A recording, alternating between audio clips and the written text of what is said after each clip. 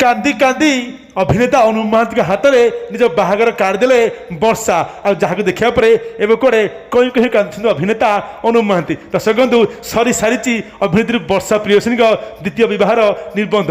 ଆଉ ଆଗାମୀ ସପ୍ତାହରେ ଗୋଟେ ବାହାକୁ ଯାଉଛନ୍ତି ଅଭିନେତ୍ରୀ ବର୍ଷା ପ୍ରିୟଦର୍ଶିନୀ। ସେଥିପାଇଁ ଗୋଟେ ଅଭିନେତ୍ରୀ ବର୍ଷାଙ୍କ ଘର କାନ୍ଥରେ ଲାଗି ସାରିଲାଣି ଏବଂ ଶୁଭର ଲେଖା, ଆଉ କାର୍ଡ ମଧ୍ୟ ଛପା ସରିଲାଣି, ଆଉ ମଣ୍ଡପ ମଧ୍ୟ ବୁକିଂ ସରିଛି। ତେବେ ନିଜ ଅଭିନେତ୍ରୀ ବର୍ଷା ପ୍ରିୟଦର୍ଶିନୀ ନିଜ ବାହାଘର କାର୍ଡ ଧରି ନିଜେ ସମସ୍ତ ବନ୍ଧୁବାନ୍ଧବ ବାଣ୍ଟୁଥିବାର ସୂଚନା ଅଛି। ଏତିକି ସମୟରେ ତାଙ୍କର ମନେ ପଡ଼ିଛି ଅଭିନେତା ଅନୁପ ମହାନ୍ତିଙ୍କ କଥା। ସେ ନିଜ ବାହାଘର କାର୍ ହାତରେ ଧରି ନିଜ ଭାବି ସ୍ୱାମୀଙ୍କୁ ସାଙ୍ଗରେ ଧରି କୋଉଠି ଯାଇ ପହଞ୍ଚିଲେ ଅଭିନେତା ଅନୁପ ମହାନ୍ତି ଜାଗୃତି ଶୁକ୍ଲାଙ୍କ ପାଖରେ। ତେବେ ଅଭିନେତା ଅନୁପ ମହାନ୍ତି ଦେଇଛନ୍ତି ତାଙ୍କ ବାହାଘରର କାର୍। ଏପଟେ ଜାଗୃତି ଶୁକ୍ଲା ଅଭିନେତ୍ରୀ ବର୍ଷା ଅଭିନେତା ଅନୁପ ମହାନ୍ତିଙ୍କୁ ଏକାଠି ଦେଖିବା ପରେ ଟିକେ ରାଗି ଯାଇଥିବାର ସୂଚନା ଆସୁଛି। ତେବେ ଆଗାମୀ ସପ୍ତାହରେ ବାହା ହେବା ଅଭିନେତ୍ରୀ ବର୍ଷା ପ୍ରିୟଦର୍ଶିନୀ। ସେଥିପାଇଁ ଗୋଟେ ବାହାଘର କାର୍ଡ ଦେଖି ଏବେ ମନ ଦୁଃଖ କରି କାନ୍ଦି ଉଠିଛନ୍ତି ଅଭିନେତା ଅନୁପ ମହାନ୍ତି। ସୂଚନା ଆସୁଛି କି ଏବେ ବି କୁଆଡ଼େ ଭଲ ପାଉଛନ୍ତି ଅଭିନେତା ଅନୁପ ମହାନ୍ତି ତାଙ୍କ ପୂର୍ବ ପତ୍ନୀ ଅଭିନେତ୍ରୀ ବର୍ଷାଙ୍କୁ।